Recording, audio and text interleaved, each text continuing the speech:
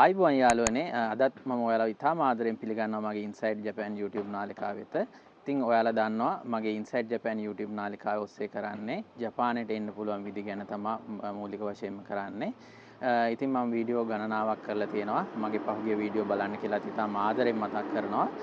ඒ වගේම මගේ YouTube නාලිකාව තාම subscribe කරලා නැත්නම් subscribe කරලා තියාගන්න කියලා මම ඉතාම ආදරෙන් මතක් කරනවා.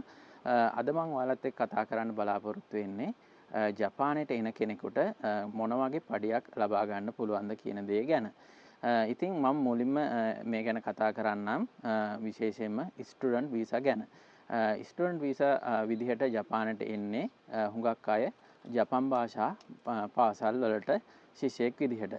ඉතින් ජපන් භාෂා පාසලකට එනවා වගේම තව කෙනෙකුට එන්න පුළුවන් විශ්වවිද්‍යාලයේ තමන්ගේ ප්‍රථම උපාධිය හදාරන්න. එහෙම නැත්නම් පශ්චාත් උපාධිය හෝ පශ්චාත් උපාධි විශේෂයෙන්ම ආචාර්ය උපාධි වගේ දේවල් වලට උනත් එන්න පුළුවන්. ඉතින් මේ මොන වීසා එකෙන් ආවත් ජපානයේදී ස්ටුඩන්ට් වීසා විදිහට ආව කෙනෙකුට වැඩ කරන්න පුළුවන්නේ උපරිම පැය 28යි.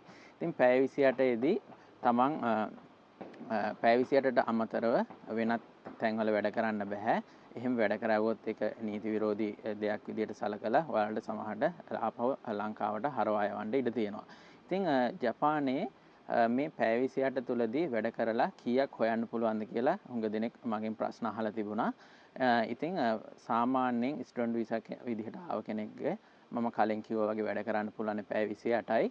ජපානයේ 2022 අප්ඩේට් එක අනුව ජපානයේ අවම පඩිය පැයකට යෙන් 940යි. ඉතින් තමන් වැඩ කරන තැන අනුව මේ පඩිය වෙනස් වෙන්න ඉඩ තියෙනවා. විශේෂයෙන්ම අඩු වෙන්නත් පුළුවන් වැඩි වෙන්නත් පුළුවන්. ඇවරේජ් එකක් විදිහට යෙන් 940ක් ගන්න පුළුවන්. සාමාන්‍යයෙන් රෙස්ටොරන්ට් වගේ වැඩ කරන අය පැයට 1200, 1400, 1600 වගේ ගන්න තැන් තියෙනවා. ඉතින් ඒ වගේ තැන්වල වැඩ කරොත් සාමාන්‍ය හොඳ පඩියකට යන්න පුළුවන්. සාමාන්‍යයෙන් ඇවරේජ් එකක් විදිහට ගත්තොත් සාමාන්‍යයෙන් ජැපනීස් යෙන් 1,60,000ක් 1,80,000ක් අතර වගේ මුදලක් තමයි ස්ටුඩන්ට් වීසා ඉඳලා සාමාන්‍ය නීති අනුකූල විදිහට වැඩ කරවුවොත් හොයන්න පුළුවන්. ඉතින් ඒ ස්ටුඩන්ට් වීසා ගත්ත කෙනෙකුට තමන්ගේ ස්කූල් ෆීස් ගෙවා ගන්න ඕනේ. ඒ වගේම මෙහි ජීවත් වෙන්න ලොකු වියදමක් දරන්න වෙනවා. විශේෂයෙන්ම තමන්ගේ ඉන්න ගෙදරට අපාර්ට්මන්ට් එකට අපාර්ට්මන්ට් කුලිය ගෙවන්න ඕනේ. තමන්ගේ ෆෝන් බිල් ගෙවන්න ඕනේ. තමන්ගේ ගමන් ගාස්තු ගෙවන්න ඕනේ. තමන්ගේ පාසල් ගාස්තු ගෙවන්න ඕනේ. ඉතින් ඒ හින්දා ලොකු මුදලක් ස්ටුඩන්ට් වීසා ඇවිල්ලා මුල් කාලෙදී ඉතුරු කරන්න බෑ. ඉතින් තමන් ජීවත් වෙන විදිහ අනුව පොඩි මුදලක් අනිවාර්යෙන් ඉතුරු කරගන්න පුළුවන්. ඒ වගේම මේ නීති අනුකූල පැය 28ට අමතරව වැඩ කරලා සල්ලි හොයන අය ඉන්නවා. හැබැයි හැමෝටම එහෙම කරලා අහු වුණොත් අනිවාර්යයෙන්ම ලංකාවට යන්න වෙනවා. ඒ හින්දා ඒක ගැන පරිස්සම් වෙන්න. ඊළඟට මම කතා කරන්නම් SSW වීසා එක ගැන. මොකද විශේෂයෙන් මේ දවස්වල ලංකාවේ බොහෝ දෙනෙක් ලොකු උනන්දුවක් දක්වනවා SSW වීසා කාණ්ඩය පිළිබඳව. ඉතින් SSW වීසා කාණ්ඩයේදී අවම පඩිය විදිහට යාලා සඳහන් කරන්නේ ජැපනීස් යෙන් 1,80,000යි. ඒ වගේම තමයි මේක තමන් වැඩ කරන තැන සහ වැඩ කරන තැන ඕවර් ටයිම් කරන්න ලැබුණොත් ඒ අයට මීට වඩා පඩියකට යන්න පුළුවන්. ඒ අයටත් SSW වීසා කාණ්ඩය යටතේදී අර තමන් මූලික වියදම් ටික දරා ගන්න ඕනේ. ඉතින් ඒ හින්දා ඒවා ගැන සැලකිලිමත් වෙන්න. මොකද හුඟක් දෙනෙක් අහලා තියෙනවා ලංකාවට ලක්ෂයක් දාන්න පුළුවන්ද? ලක්ෂයක් ඉතුරු කරන්න පුළුවන්ද? ඒ වගේ දේවල්. ඉතින් තමන් ජීවත් වෙන විදිහ අනුව මේවා තීරණය වෙනවා. ඉතින් ඒ හින්දා තමන් මෙහි ඇවිල්ලා තමන් ආව ආරමුණ ඔළුවේ තියාගෙන වැඩ කරවුවොත් ඉතුරු කරන්න අනිවාර්යෙන්ම පුළුවන්. ඉතින් SSW වීසා එකට අමතරව තව සමහර පිරිස් ස්ටුඩන්ට් වීසා ඇවිල්ලා මෙහි වෘත්තීය පුහුණු පාසලකට හෝ යුනිවර්සිටි ගිහිල්ලා මෙහි වර්කින් ගන්න අයත් ඉන්නවා. ඉතින් ඒ අයට සාමාන්‍ය ජපන් ජාතිකයෙකුට සමාන වැටුපක් ලබා ගන්න පුළුවන්. ඉතින් පඩිය රේන්ජ් එකක් විදිහට ගත්තොත් ජැපනීස් යෙන් 1,80,000 ඉඳලා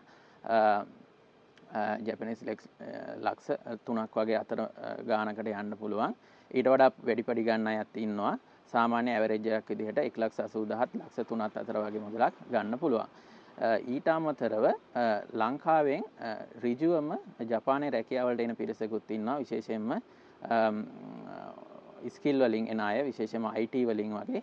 ඉතින් ඒ අයට සමහර වෙලාවට ජපන් ජාතිකයන්ටත් වඩා ලොකු පඩියක් හම්බ වෙනවා. විශේෂයෙන්ම සමහර අය ඉන්නවා ජැපනීස් යෙන් ලක්ෂ 6 සිට ජැපනීස් යෙන් ලක්ෂ 12ක් වගේ අතර රේන්ජ් එකට යන අයත් ඉන්නවා.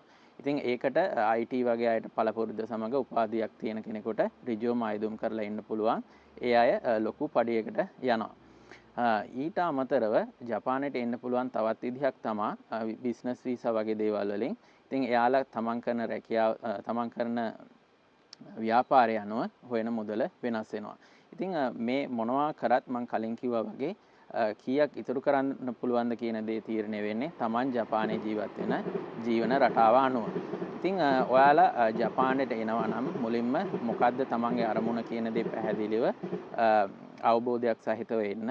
ඉතින් අනිවාර්යයෙන්ම ඉතුරු කරන්න පුළුවන්. ඉතුරු කරනවා වගේම සමහර අය ජපානයේ ජීවත් වෙන්න කැමති අය ඉන්නවා. තමන් හොයන මුදල සම්පූර්ණ මුදලම මේ මාසය ඇතුළත වියදම් කරලා ජපානයේ අර සැහැල්ලුවෙන් තමන්ගේ සුව පහසුව ජීවත් වෙන්න කැමති කෙනෙකුට උනත් ජපානට ඇවිල්ලා ඊටම සුව පහසුව ජීවත් වෙන්න පුළුවන්. ඉතින් ජපානයේ ඔයාලට රැකියාව සම්බන්ධව සහ මේ පඩිය සම්බන්ධ මොනවා හරි ගැටලු තියෙනවා නම් කමෙන්ට් සෙක්ෂන් එකේ සඳහන් කරන්න. මම අනිවාර්යයෙන්ම මට ඉඩ ලැබුණ අවස්ථාවකදී ඒවට පිළිතුරු සපයන්නම්. ඉතින් අද වීඩියෝ එක මම මෙතනින් නතර කරන්නම්. මගේ YouTube නාලිකාව තාම subscribe කරලා නැත්නම් subscribe කරලා තියාගන්න කියලා ඉතාම ආදරෙන් මතක් කරනවා. මොනවා හරි ප්‍රශ්න තියෙනවා නම් අනිවාර්යයෙන්ම කමෙන්ට් කරන්න. මම ඒවට උත්තර දෙන්නම්. එහෙනම් ඊළඟ වීඩියෝ එකෙන් හම් වෙනකන් ගිහින් එන්නම්. බොහොම ස්තුතියි.